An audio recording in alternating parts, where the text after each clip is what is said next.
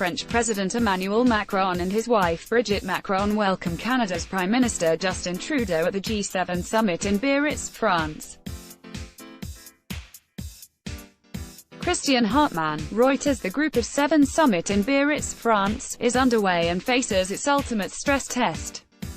Donald Trump blew up the last two G7s, going so far as to insult the host of 2018's Canadian edition. He called Justin Trudeau dishonest and weak, and may be equally dismissive of the event and its leaders this time around. A hat-trick of failures might not kill off the G7 summits, but could render them effectively irrelevant. This year's host, French President Emmanuel Macron, has already set the success bar exceedingly low. He is doing away with the final communiqué, knowing full well that the chances of consensus on any issue, from tariffs to the environment, are low, even though he has a couple of allies, notably Mr.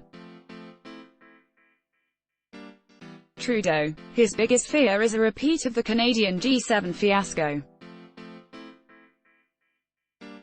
Robbing the media of an easy target, the communiqué, or lack thereof, was a clever though cynical move. Mr. Macron is not alone in preparing for the worst. On Saturday, European Council President Donald Tusk made it amply clear that Europe and America were divided on many fronts. This is another G7 summit which will be a difficult test of unity and solidarity of the free world and its leaders, he told the media. The last years have shown that it is increasingly difficult for all of us to find common language when the world needs our cooperation more, not less. Story continues below. Advertisement. Mr. Trump is the biggest obstacle to the G7's credibility. CNN reported that he was wondering whether he should even show up at Biarritz. He's going, probably because he is hosting 2020's G7, no doubt at one of his golf courses, knowing that a no-show in Biarritz might trigger a boycott next year among some G7 leaders. He will want his own G7 platform to boast about the wonders of the US economy as his re-election campaign hits full stride. That is, assuming America is not mired in recession by then. Mr. Trump comes to Biarritz in a combative mood.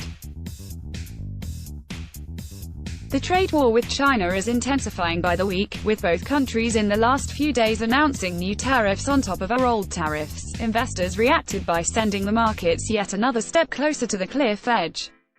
Europe, 4 of the G7 countries are European, is in a near panic that the tariff war unleashed by Mr. Trump will sink their economies. Germany and Italy, the two European economies most reliant on exports, are already flirting with recession.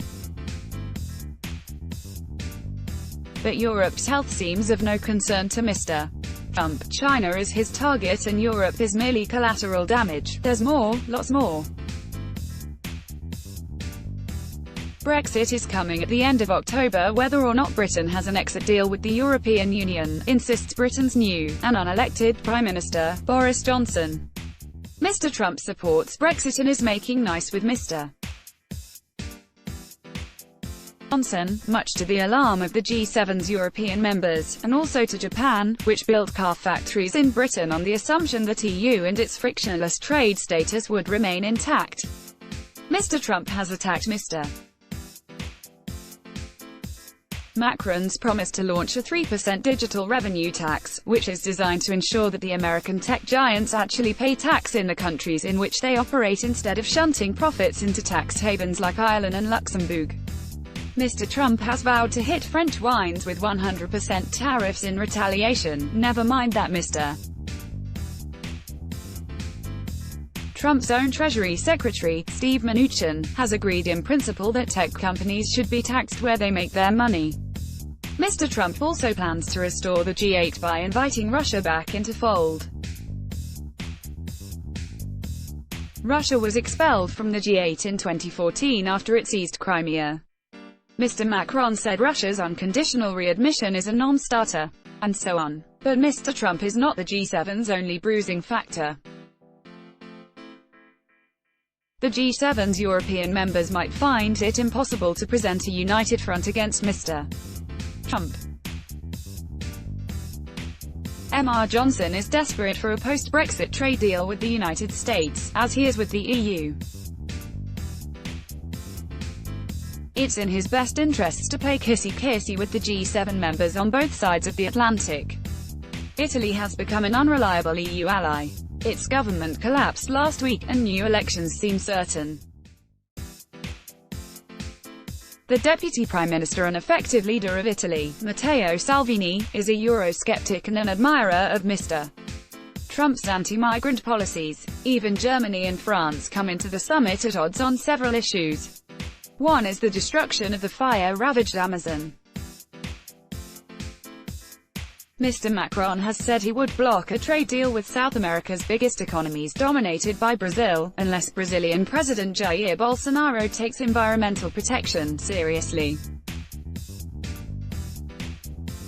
But German Chancellor Angela Merkel doesn't think that killing the trade deal will encourage Mr. Bolsonaro to douse the Amazon fires. She fears it could have the opposite effect.